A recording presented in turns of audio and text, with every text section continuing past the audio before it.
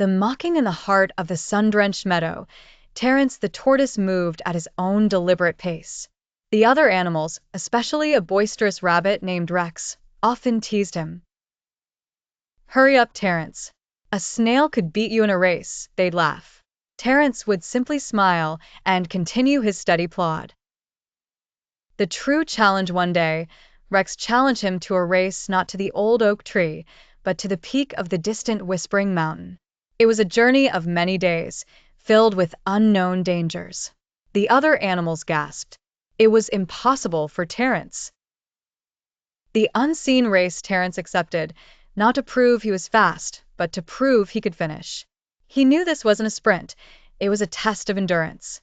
While Rex saw a finish line, Terrance saw a journey.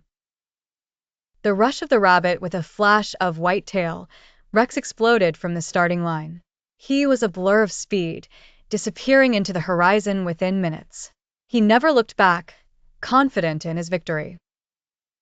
The first step Terrance took his first slow step. He did not look at the distant peak, for it was too daunting. Instead, he focused on the path just ahead of him. One step at a time, he murmured, his mantra for the journey. The calm in the storm, a sudden summer storm rolled in. Rex, far ahead, was caught in the open. He was pelted by rain and blinded by lightning, forced to hide under a bush, shivering and losing precious time. Terrance, however, simply withdrew into his shell, a portable shelter of perfect patience, and waited for the storm to pass. The distraction of the meadow Rex, now cold and hungry after the storm, burst into a field of sweet clover. "I'm so far ahead," he thought. "I have time for a quick snack." The quick snack turned into a long, lazy feast under the returning sun.